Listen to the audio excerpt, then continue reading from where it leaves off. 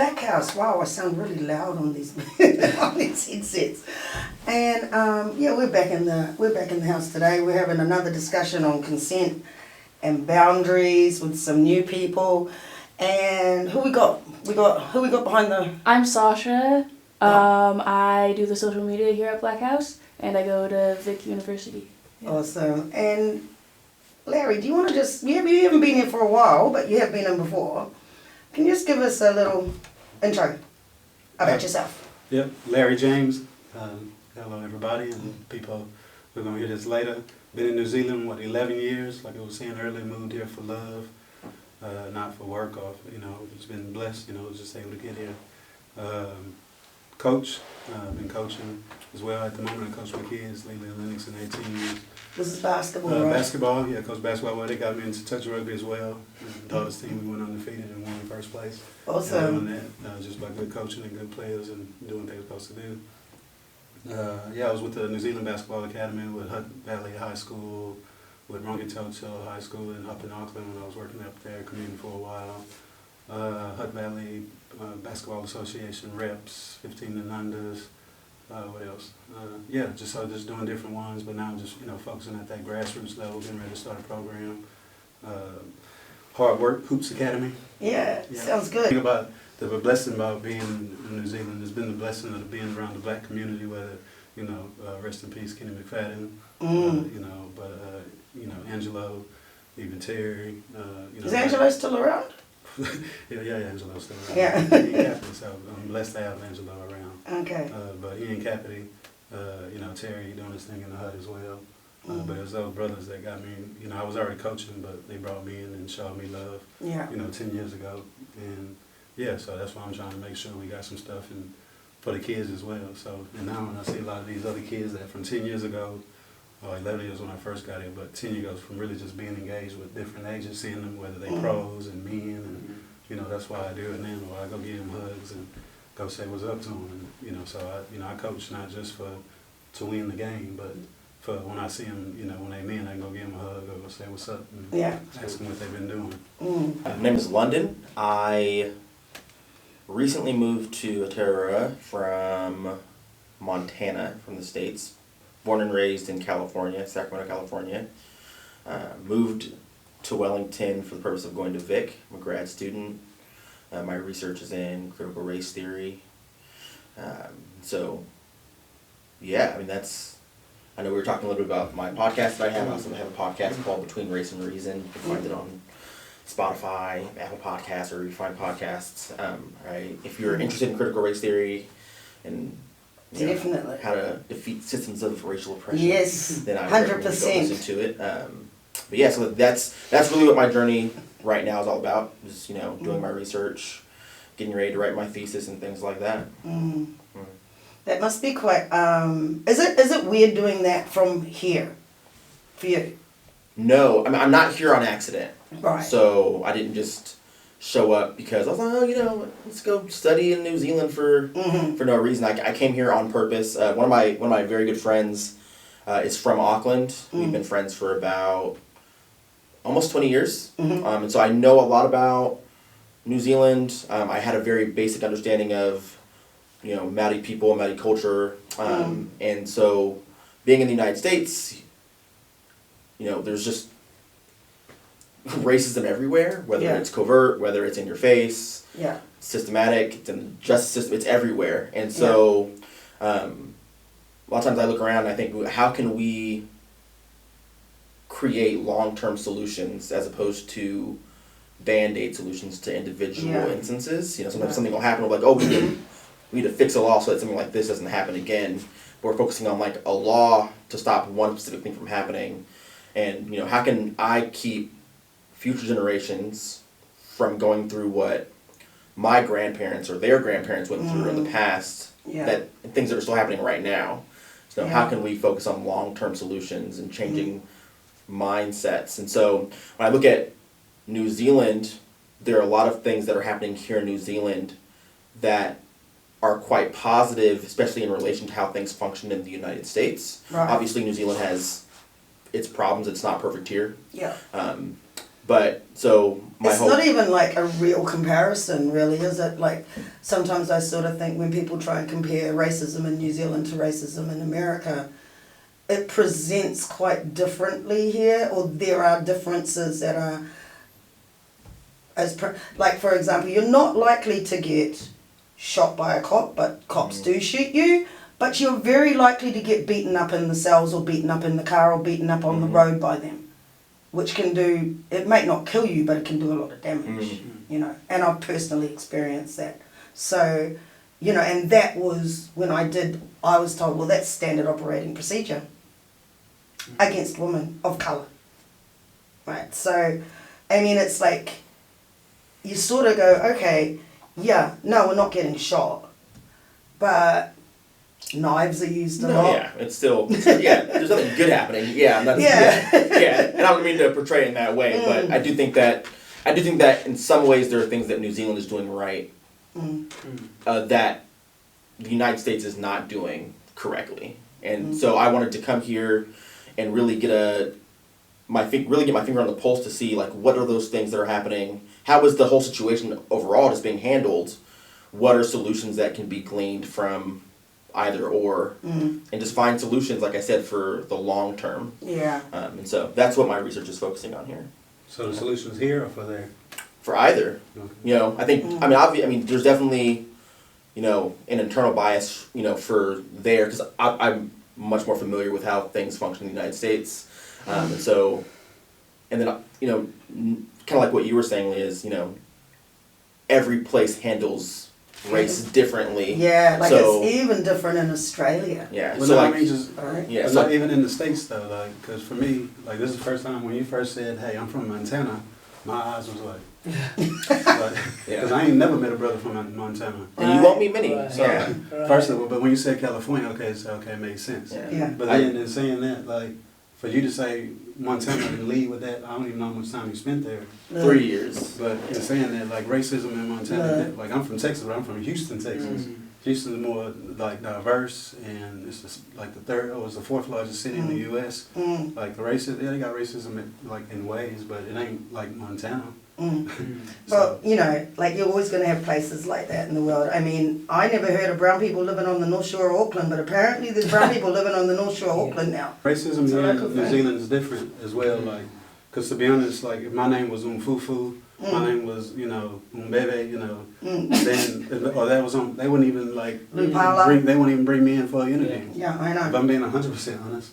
Like, for Yeah. a long time, I wasn't even on LinkedIn, because I wanted to show up and let them know I was black. Yeah. They can see I was from the U.S., but after a while, they just, you know, like you said, it's a small place. Yeah. But so, in saying that, you know, it's about the aspect of the, you know, name as a part of it. If my passport, you know, didn't have U.S. and if it had Nigeria, like, it'll be a whole situation. And the last what I want to say is, I ain't been anywhere in New Zealand, like in the toughest places where Pacquiao people say tough, and go in there, no matter if they look, and they see I'm brown, that's one thing. But as soon as they see my accent, it's all good every time. Yeah. It It's ain't ever different been for an issue. African Americans. So in saying that, like, racism is different in New Zealand on that aspect. So I've always been saying, like, yeah, there've been some issues as far as being like racism, but having an American passport has its privileges, benefits, has last. So. And our last guy on the panel for today is Byron. I'm back. Say you're back. I'm back. Yes. So, you want to do a little intro for those who may have forgotten, because you've been away for a while. You had a baby and everything. Yep. Had a baby. Congratulations. Thank you. 6 weeks ago. Yeah. She was 6 weeks yesterday. Yeah. I mean, what can I say about having a newborn for the first time in your life? I don't know. It's good. It's exciting. It's fun. It's amazing. But we've had no sleep, and still trying to get used to the idea of how does this thing work. Like when she first arrived, it was like postnatal ward. All right, here's your baby. And we were like, so what now? You guys What have to help now? us? Yeah. So it's been great. Like I really enjoyed it. Like she's beautiful. It's amazing. She's healthy, which all I really cared about.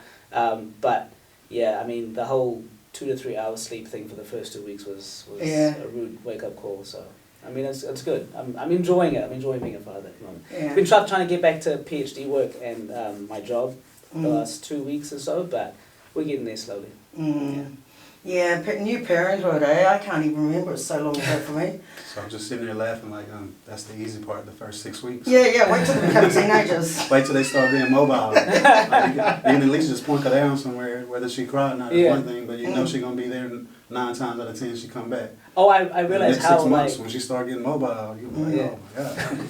I realized how unsafe my house is for a child. So for babies, I would slowly start taking things away. Oh, move that away. I know when mine started walking, they also started drawing.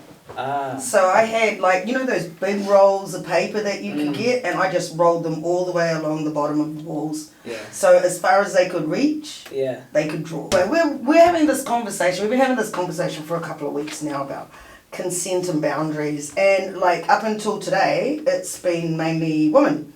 We've been talking about it. So, yeah, let's just, when did you guys first hear about this term consent? When did you first learn about it? Any one of you can go first. So I guess it's being old school. I mean, I never really understood. So there's a difference between knowing what consent is and knowing hearing the term, right? So like me hearing the term, really it wasn't probably like around as a older teenager probably, but around consent, like you guys mentioned before earlier in the previous episodes about relationships, right? But that was also, I understood and was taught consent early age, you know, like, hey, if nobody shouldn't, boundaries, nobody shouldn't touch you on your private parts or whatever and stuff like that. So from a young age and understanding about consent around who you could talk to, who you should talk to, and boundaries. So I felt like I was taught that stuff, but did I know? You know, so a lot of things, whether we know the definition for them, you know, sometimes as parents you just kind of, were given, they were just doing it, you know. So even as strict parents, maybe, you know, that's the difference between old school and new school is they used to just tell you to do it, not explaining why they tell you to do it, to where you're more rationale and telling them why, maybe it can be different. But yeah, so that was my perspective of how, you know, I learned it probably at an early age in certain things. Right. I was very similar.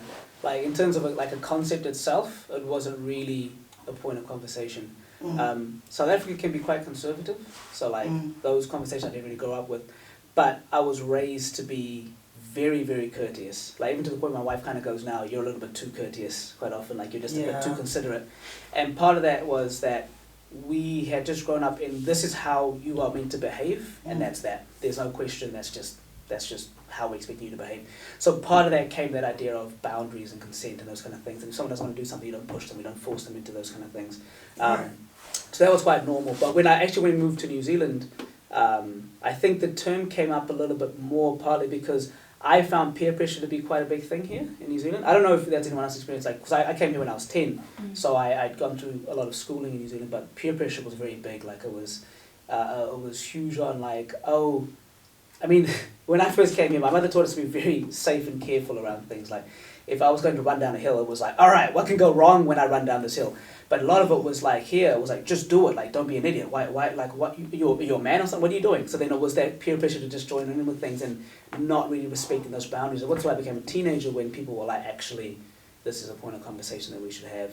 But that was still a difficult thing to navigate around friends because... So it's kind of like what you're saying is, your consent and boundaries in New Zealand were being established around playtime a lot. To some extent, yeah. Like, I think the way we grew up in South Africa was just post-apartheid, so everyone, you know, there was a lot of integration in the school that I was in, so it was quite weird trying to find the cultural differences between people. Like, you know, when my parents went to school, they were only...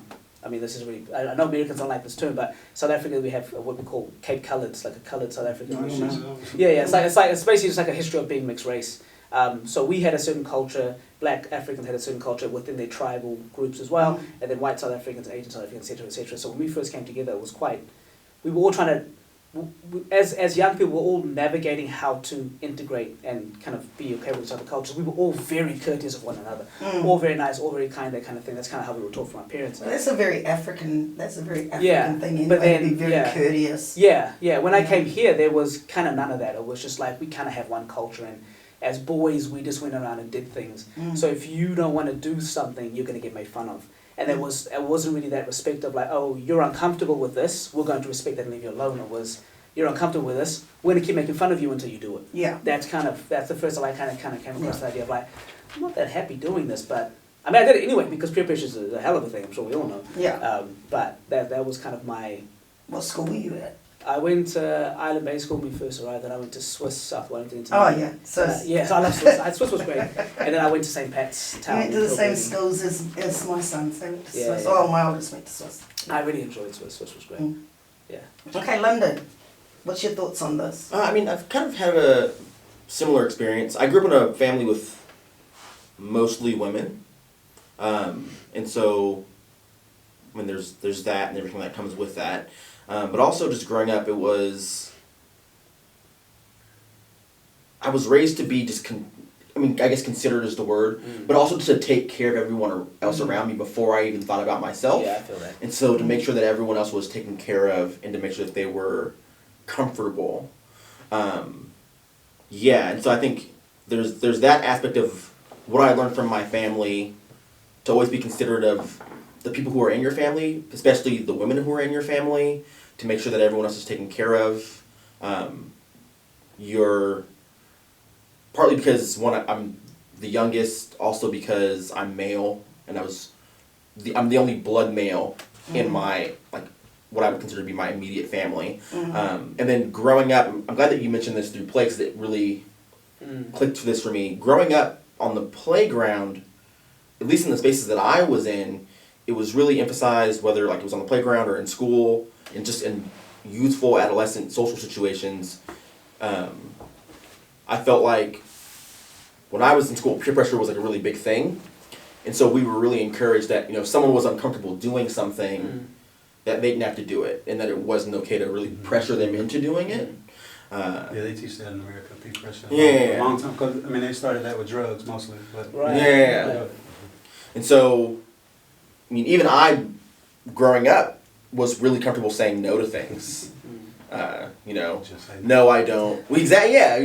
Just saying, no, I don't want to buy drugs from you, or no, I don't want to play football, or no, I don't want to do this, or no, I don't want to do that. But in the same way that Larry talks about it, the word consent itself was never used. It was really just about being respectful of people's boundaries in terms of what they want to do and how they feel comfortable or uncomfortable around any certain situation. Yeah, to be honest, a lot of what I heard, what you said, really, part of what we supposed to do when we start talking about at a young age is part of is parenting and learning, and part of how much consent can a kid give, right? That's why even with in the relationships, a minor can't give consent. You're gonna go to jail. So as a kid, your parents need to tell you right from wrong and say yes to be considerate. That's called good parenting. So consideration and boundary, all that goes into it, right? Yeah. So. So what I'm getting, going back to Byron and consent and having consent and boundaries in these play areas. Did you notice anything like that growing up? Yeah, I think when I was growing up, I was much, I think I gave into peer pressure a lot more easily, and I don't know if that was because I had mostly female friends, but I think sort of, I guess, different from how you were very used to saying no to things, London. I feel like I just said yes more because I was afraid of losing friends and then also just losing respect. And I feel like also, I guess even in my house, and I think this ties into a lot of Caribbean culture, but my dad and I were born in Haiti, and I think just sort of respecting a patriarchal figure in your home is super big, and so saying no a lot of the time is that just basically is showing disrespect towards whoever you're saying no to. So I think I was taught some slightly different things around consent. But then I also feel like it's been different in terms of romantic relationships. I feel like consent in your everyday social life, or at least for me, works very different than consent in romantic relationships, if that makes sense. I don't know if you guys... Well, that's what kind of a little bit, but mostly I would say that's where boundaries with friendship, because some friends might walk in your house without knocking on the door. Some friends might walk in your house, eat all your food without asking. Some friends, but if you're okay with it, you don't say. But Did you grow up here in New Zealand? No, so actually I grew up in Maine, so Maine. like the northeast corner of the U.S. Yeah.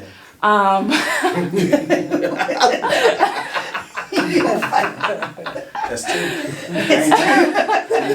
And so yeah, All over the world. yeah, I mean. So I come all the way to New Zealand to meet the black girl that grew up in Yeah, and I mean, so that's also part of the reason why I moved to New Orleans for a little while, because I was like, I need to be around more black people. And the reason why I asked that, Yeah. not only in Maine, and I can for sure say in New Zealand, what I know about the kids is that when you're different, the more you say no, the more you stand out. Yeah. And Yeah. What you want to do is you're trying to fit in. You can't fit in with color. You can't fit in with your hair. Oh You yeah. know, you can't wear Oh, the yeah. same style. Yeah. So when it comes to trying to do certain things or whatever, then you tend to have to not kind of be yourself sometime and do that. So that's this whole kind of this Yeah. thing that kids got to Differences do. just amplified. And also, like, I know growing up here, we never used to lock our doors. Like, that wasn't something that you did. The doors were always open. So it was quite normal to go walking in and out of other people's houses. It's a new thing, a relatively, like, last 30, 40 years, that it's really become a thing that you lock your doors. And, yeah, it was quite normal in the environments that I grew up in. Well, I that's don't all- know about Calburn. No, but you said the perfect thing too. That we kind of a little bit touched, but consent always changes. Yeah. So at the end of the day, when the time changes or whatever, the situation changes, then consent can change to where, yeah, back in the day, yeah, you could kind of walk in and out, but now Yeah. the situation might be different where, you might need to knock just so I know who is coming, you know. Yeah, I mean, like, of course I lock my door these days, but I remember living in exactly the same flats that I'm living in now, and nobody used to lock their doors. And this is just in the 90s, and you constantly have people walking in and out of your house. Like, it was, and that was also the first time I lived in an African community in New Zealand, because I didn't.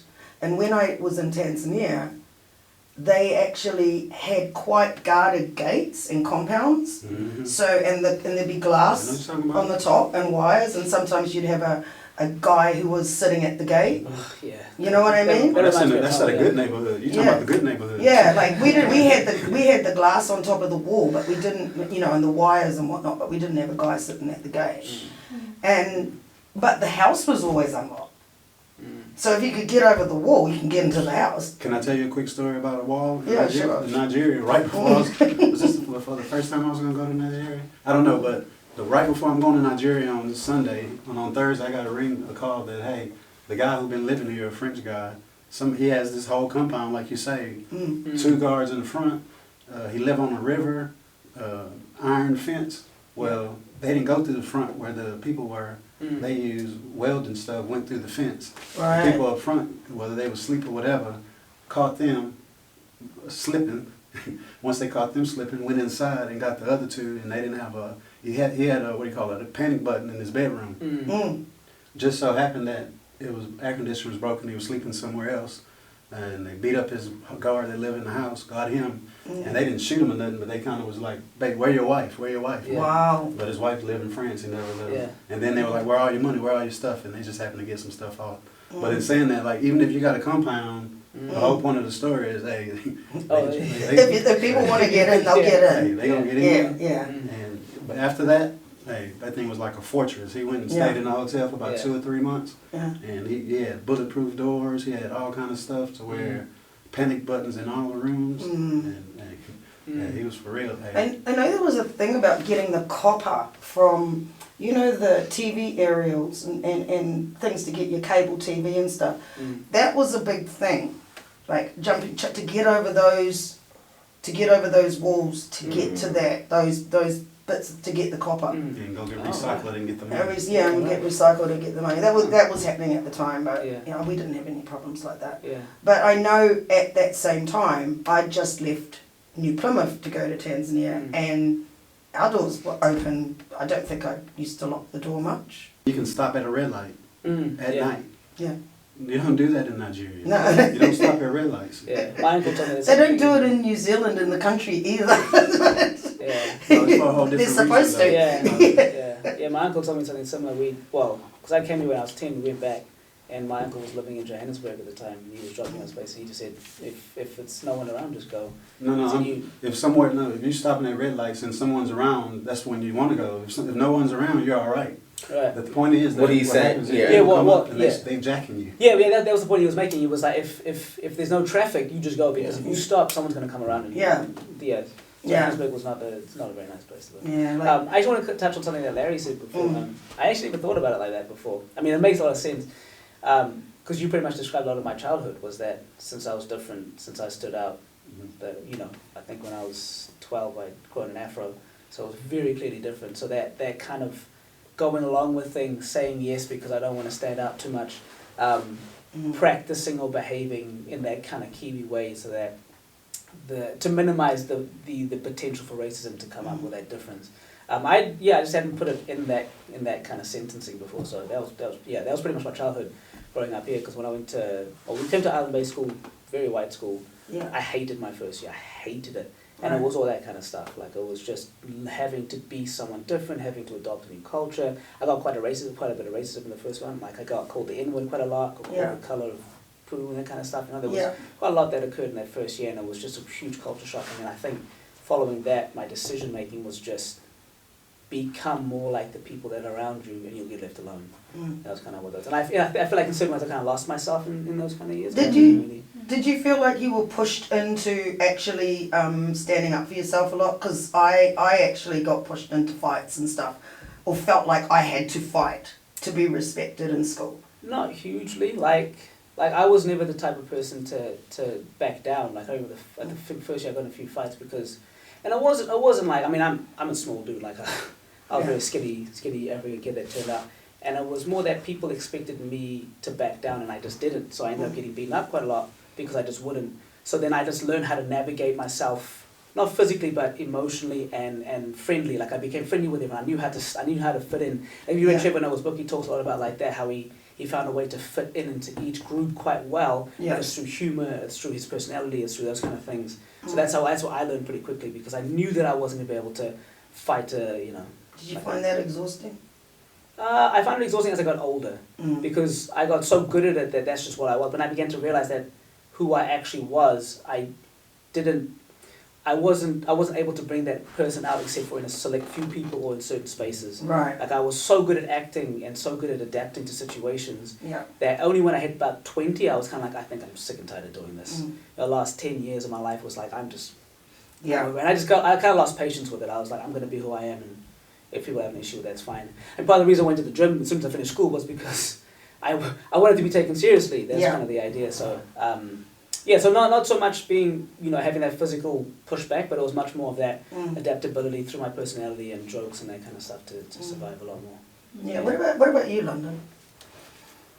In terms of like what Byron's been talking about in that environment, when you're talking about your age, like 10 to 12, 13, that age group. Kind of when you're learning how to be, learning your place in the world, learning how to interact with it and that kind of stuff a bit more. Yeah. I would say that a lot of what Byron has said about fitting in any different environment with any different group of people is something that resonates highly with what my life has been like. My friends who know me very well, they've always made fun of me. Oh, he knows everyone. You can't go anywhere without him seeing someone. I've gone to different countries and run into people that I know. Right. My friends used to call me like the little black book because I know everyone, or they used to call me like the puzzle piece that fits everywhere. I think the reasoning for why it happened to me is a little different. I grew up in a rough neighborhood in Sacramento, California, and I was always a little off. I was never as rough as the neighborhood was, and so I didn't get along with the kids that were in the neighborhood. So what neighborhood was it, if you remember? CB Circle. Okay. And then I would go to school or go to daycare, and a lot of the kids where I was at school with they weren't from the neighborhood. They looked different. So then I was trying to fit in there as well. And then my family, like I said, mostly women, they really pushed this idea of independence. Right. You have to be independent. You have to learn to take care of yourself. And so I was out walking around town when I was like 11, 12, walking around big cities like San Francisco when I was 13 years old just by myself. And so I had to learn how to adapt and like utilize the resources that were around me. You know, so if I get lost in San Francisco, I need to be able to talk to someone. Like, hey, like, how do I get here? Or like, and so growing up, especially as a teenager, I became very comfortable with not only talking to people, but being able to adapt myself to different situations and really talking myself in and out of different situations whenever I had to. But also in the same way that you're saying is like, part of that comes with, in a sense, not knowing who you are. And then you get to a place where, at least for me, it was like, okay, I'm doing all these things to maybe fit in or appease people who are around me. What do I want? Like what do I want? Who am I? Like, and then it's hard because you kind of revert like, well, I want to do the thing that will make the people appreciate me the most, but that may not necessarily be the thing that's the best for you. Right. So, that's a battle that, from that experience in and of itself, I mean, I have to this day. I find it interesting that you had a skill set to talk your way in and out of different situations. Yeah. Do you think that was something that a lot of kids have? Because that was clearly a survival skill set right there. I don't think so. No? No. I've talked myself out of getting mugged before. You have? Yeah. Not many people I've talked could myself do out that. of getting arrested before. I mean, but also like in like just different social situations. So even though you didn't know, like how you're saying, like you didn't know what your boundaries were in the sense of knowing who you were, you knew your skill set to be able to discover it somehow. Does that make sense? Yeah, and so I mean, I don't know. It's just I find myself to be very comfortable when I'm uncomfortable. If I'm in a new situation, Right. I'm able to navigate that in ways that usually has good outcomes, even if the situation is bad. The situation where I was almost mugged, I was with a girlfriend.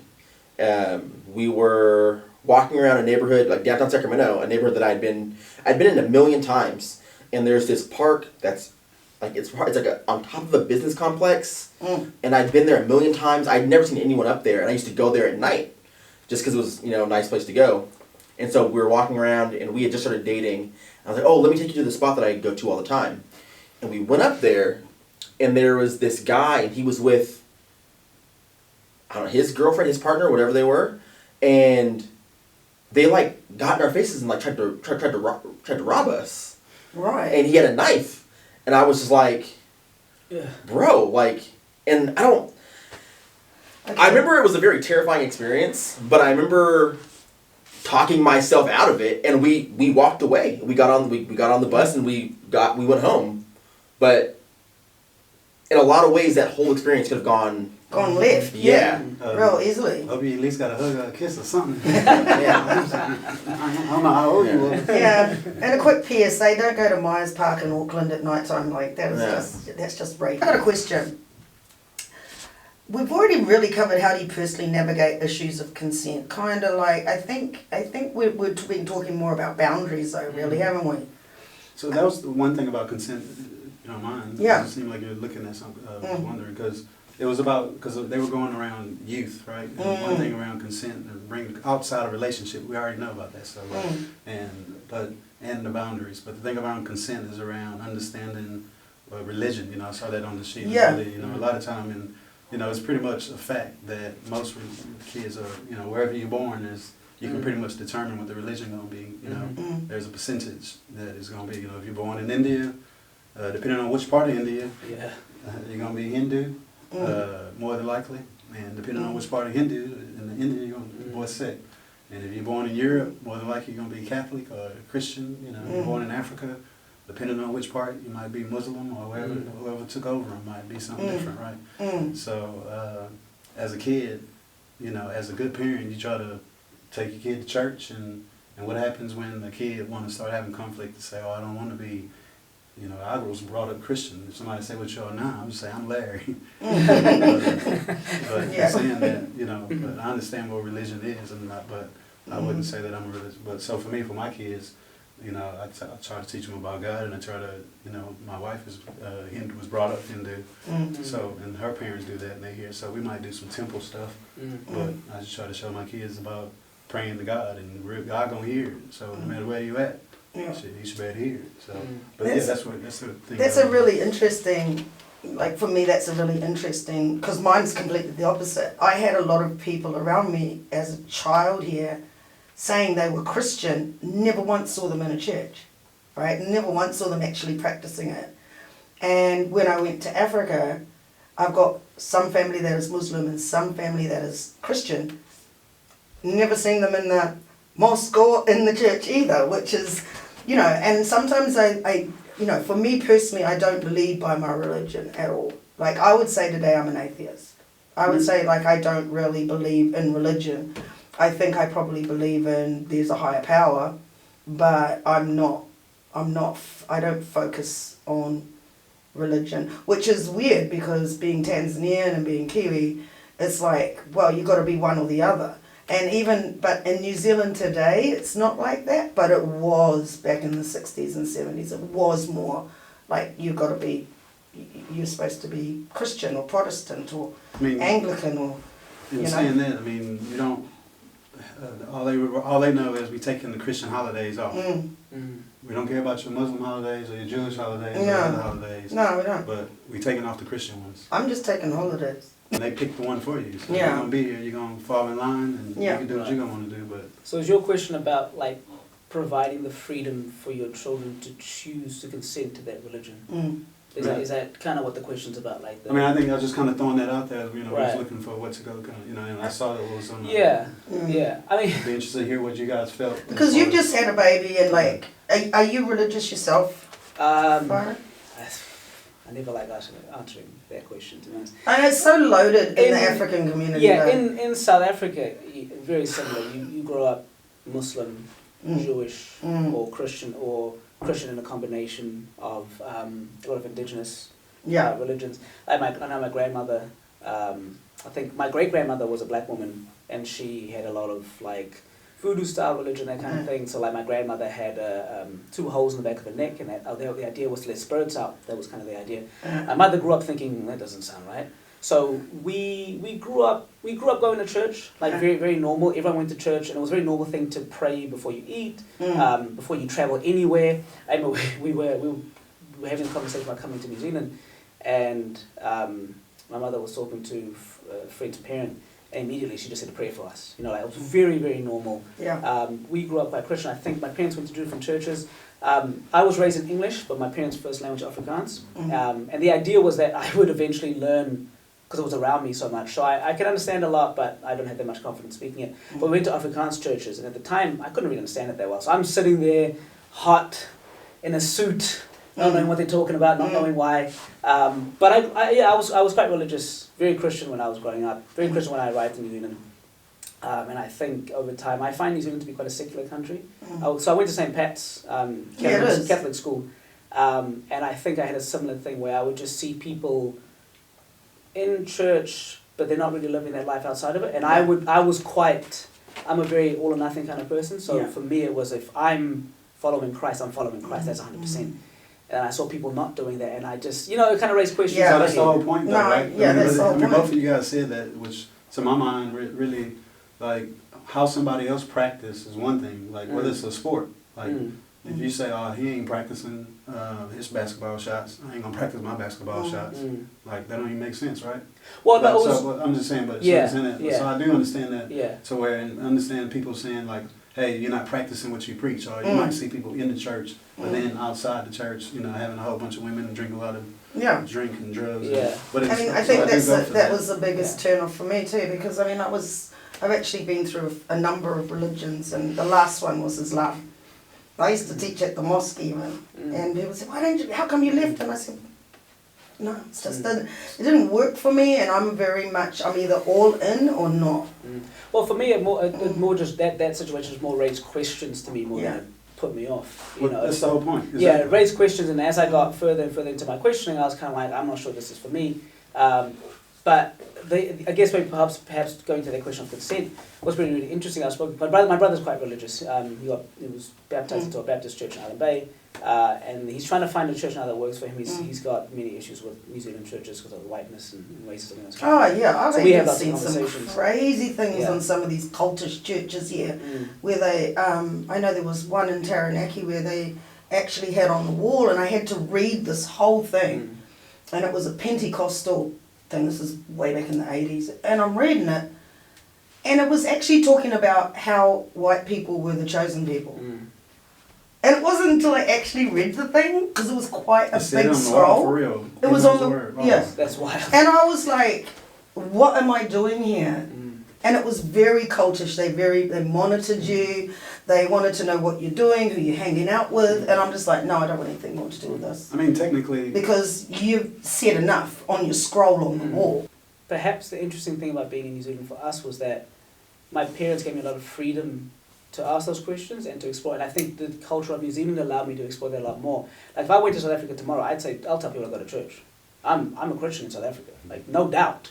There's no doubt about that. Like, I'm not going to let my family down. Are you serious? All my aunts and uncles would be so upset with me if I wasn't. So, in South Africa, I'm a Christian. That's just that.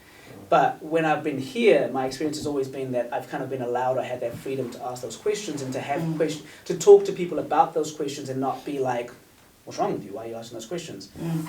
So I get, in terms of consent, that to me that's a very interesting story that I have in terms of like in South Africa. That was it. I was going to be raised to be very much a Christian. And as I got older, I was allowed that space to ask those questions, which comes again that question of consent. And they've always got those two, that binary thing with Christian and Islam in Africa, because to be traditional is almost like that's just even though it's traditional religion. And I respect it for traditional religion. I've got grandparents, grandmother similar to yours. But, the way that it's viewed from the rest of the society, unless you're involved in it, is quite negative. It's viewed negatively. And me personally, I don't understand. I don't like hypocrisy very much. I have a very difficult time with hypocrisy. And so I have a lot of problems with monotheistic religions at the moment, because I think we already had our own religions. It's just that we were taught not to accept them. and that's the key about consent on religion, because, especially in the colonized point of view. I mean, because if you think about where people were born, most religion reflects where they were from. But if you think about the people who've been colonized, the religion don't really reflect the person they were born. No. And like you said, that if you take the Bible, like, man, I don't want to start going down that rabbit hole. But in saying that, as far as consent, like when you said it monotheistic, as far as, hey, they don't let you. Like even, they'll say God is a jealous God.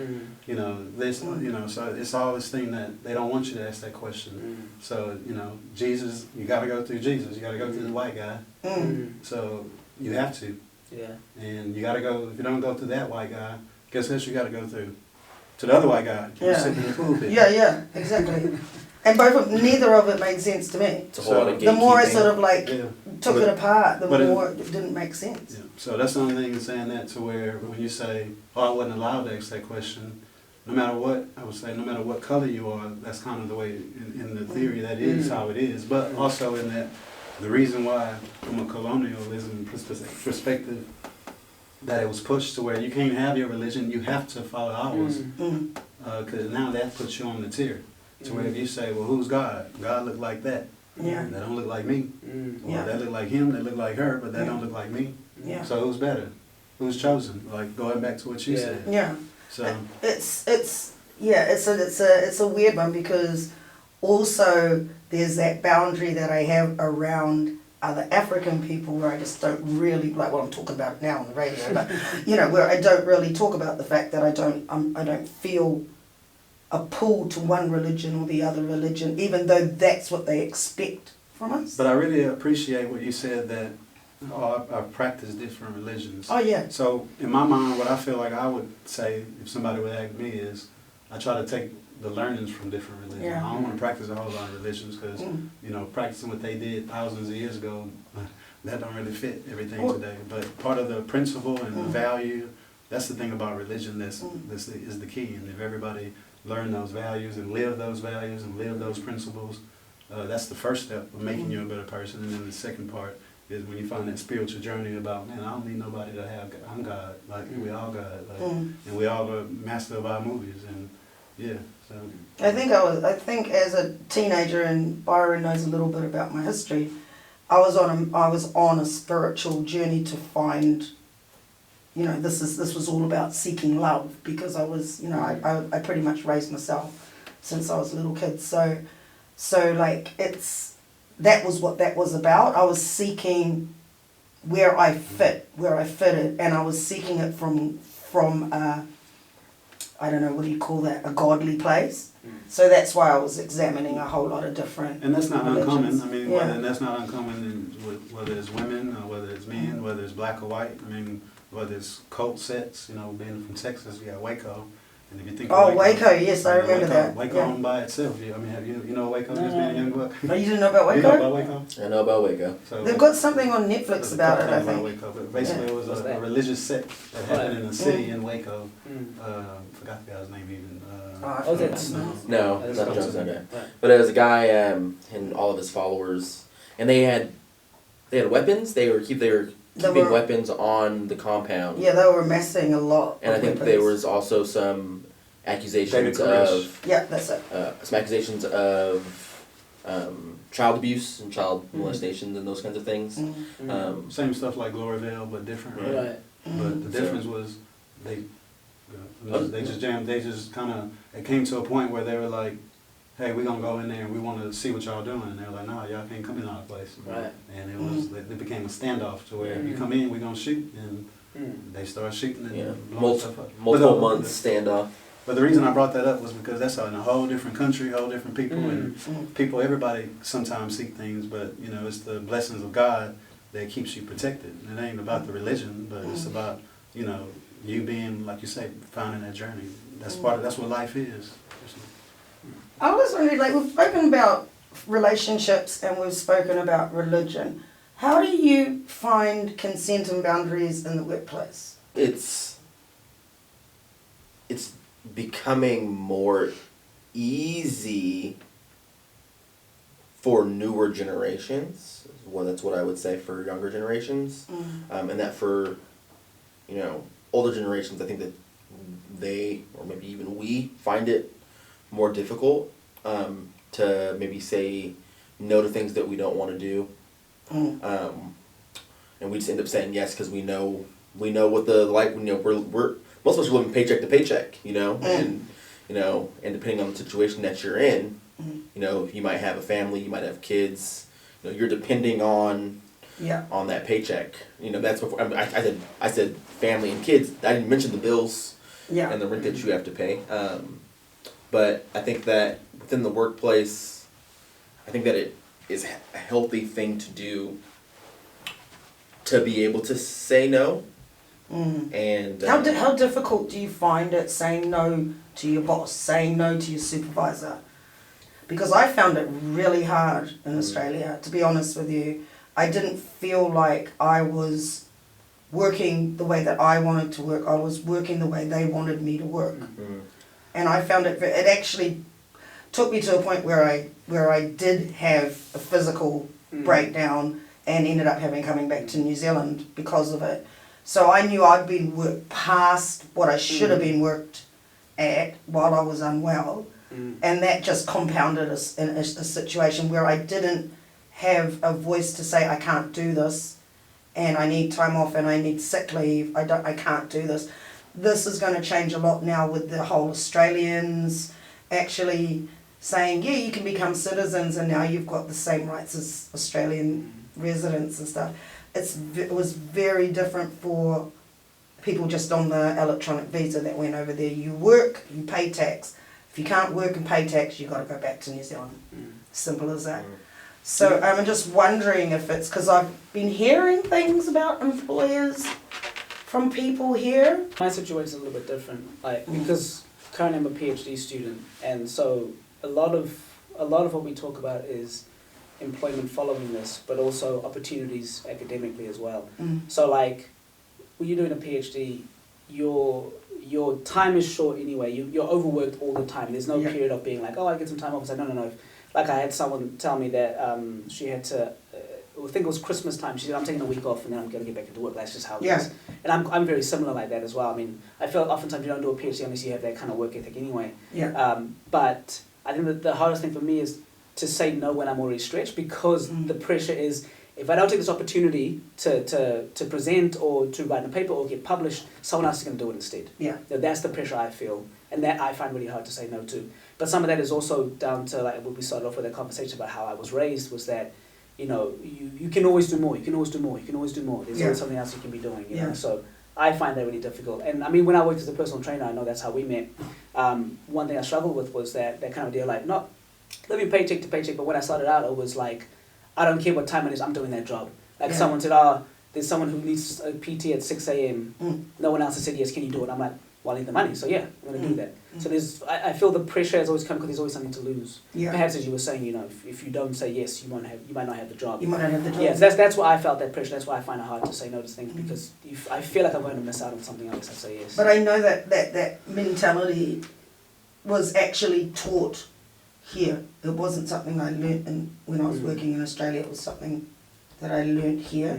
And that was when we'd flipped from full-time penal rates in the 80s to 0-hour contract casualised labour in the 90s. I think the pressure to say yes for a consequence is quite normal in many places. But we also got to look at, you mentioned it, opportunity, and I'm hearing what you're saying, like hard work and grind and hustle. Like people who ain't grinding, ain't hustling, ain't really doing that well. So, and if the people who only doing the bare minimum, they ain't really doing that well. Unless they could have been doing way more. I get what you're saying. I'm just quite aware that if I don't put boundaries on that, I'm going to work myself till I'm no longer effective at what I do, right? Because a lot of work I have to do is thinking and writing, and if I'm not at a stage where I'm rested enough for that, then all those opportunities are going to go anyway. So it's finding a clever way to navigate that. I think it is for me. I think a lot about, especially around work. I think a lot about resources and what resources does one have to be able to say yes or no, right? And so, and I think that some of those resources you might get from your employer, right? If your employers, your supervisors, if there's a low power distance and you're able to actually talk to them and navigate situations where, hey, you know, I want you to work on this project, you know, can you say no? Can you say, oh, hey, you know, I'm already working on X, Y, and Z project. I don't have the bandwidth to do this right now. Maybe you should give this project to someone else, or no, keep going. I know we're coming up to the hour. And that sounds like what experience is, right? You're supposed to do that. So. Yeah, and so, but like externally, it's just you know, can I rely on other things outside of that? Sorry guys, we come up to the hour, even though we're still recording, and here that's us for today. See you next week.